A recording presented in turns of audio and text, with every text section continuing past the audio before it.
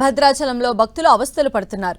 సీతారామస్వామి దర్శనం కోసం క్యూ లైన్లో గంటల తరబడి పడిగాపులు కాస్తున్నారు. శ్రీరామనవమి సందర్భంగా ఆలయానికి భారీ సంఖ్యలో భక్తులు తరలివచ్చారని, కానీ ఏర్పాట్లు చేయడంలో అధికారులు విఫలమయ్యారని ఆరోపించారు. తాగునీరు, చలువ పందిళ్లు, వైద్య సదుపాయాలు వంటి కనీస సౌకర్యాలు లేవని ఆగ్రహం వ్యక్తం చేస్తున్నారు.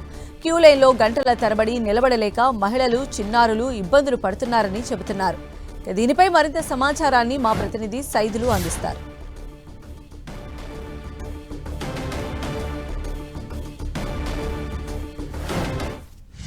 సీతారాముల కళ్యాణ మహోత్సవాన్ని కనులారా తిలకించేందుకు భక్తజన సంద్రోహంగా మారిపోయింది భద్రాచలం.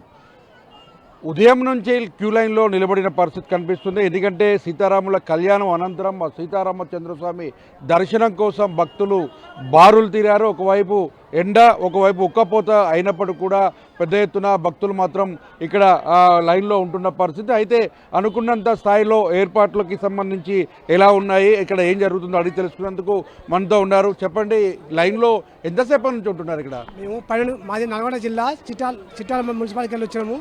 నాతో 4 వచ్చాము. మేము 12:30కు మేము లైన్లో నిలబడము. ఇప్పటిదాకా దర్శనం కాలే. అంటే వీఐపీలు వస్తారు అంటారు. ఇక్కడ స్థానిక పోలీసులు అడిగితే వీఐపీలు అంటారు. ఇక్కడ ఉబ్బరం ఉంది. ముసలి కాలంలో కూకోవడానికి తిరగలేదు, వసతులు లేవు. వాళ్ళ పాస్పోర్ట్ కూడా ఇబ్బంది అవుతుంది. చిన్నపిల్లలకు కూడా ఇబ్బంది అవుతుంది. చంటి పిల్లల తాలూకు చాలా ఇబ్బంది అవుతుంది.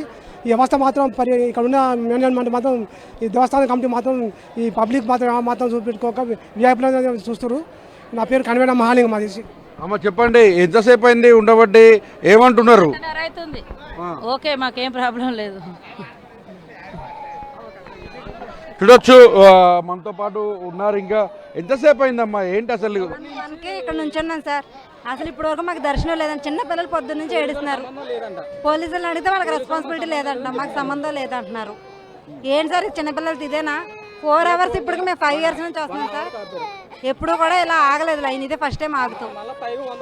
ఏం చెప్తున్నారు? టికెట్ తీసుకున్నారు?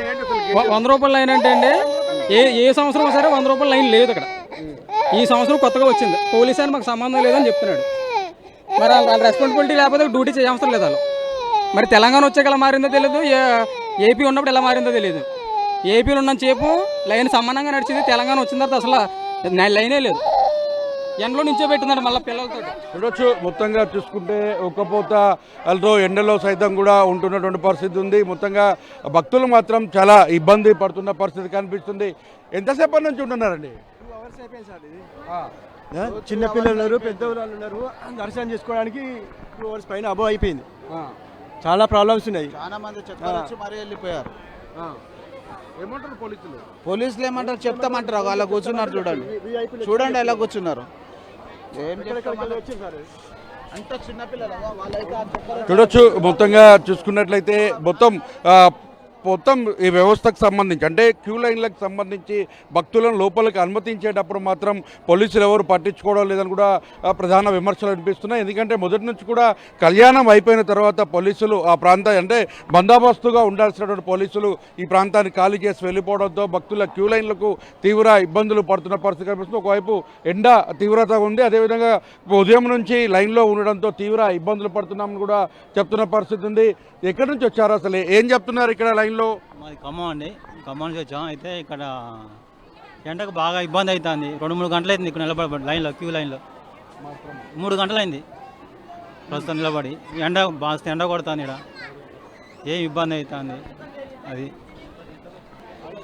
ఈ ఎండకి ఇంకా చాలా ఇబ్బంది పడుతున్నాము. ఇంకా అసలు మాకు ఏ రెస్పాండ్ లేదు. అటు పోలీస్ నుంచి కానీ, ఇటు టెంపుల్ నుంచి కానీ ఎవరు దేని నుంచి రెస్పాండ్ లేదు. మాకు ఇంటిలా పంపుతాం ఏంటని ఏం లేదు.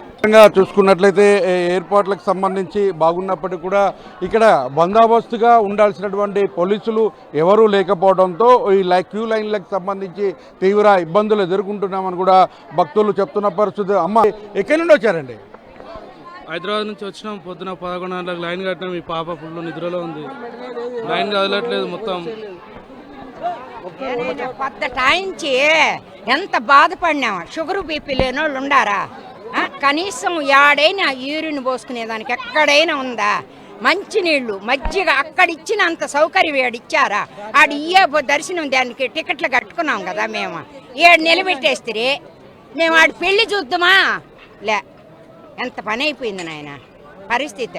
ఇద్దరము సృహ తప్పి పడిపోయినాం. సంతృప్తిగా ఉన్నప్పటికీ దైవ దర్శనానికి కోసం వచ్చి శ్రీరాముడిని కళ్యాణం చూసే భాగ్యం కూడా తమకు లేదని కొంతమంది మహిళలు ఆవేదన వ్యక్తం చేస్తున్నారు. క్యూ లైన్లో గంటల తరబడి ఎదురు చూస్తూ ఉక్కపోతూ తీవ్ర ఇబ్బందులు పడుతున్నామని కూడా ఆవేదన వ్యక్తం చేస్తున్న పరిస్థితి. ఏదేమైనప్పటికీ గతంలో ఎన్నడూ లేని విధంగా ఈసారి భక్తులకు ఏర్పాట్లు చేయడంలో తీవ్ర అసంతృప్తి అసహనాన్ని వ్యక్తం చేస్తున్న పరిస్థితి కనిపిస్తుంది. కెమెరామెన్ విజయ్తో సైదులు 10 టీవీ భద్రాచలం.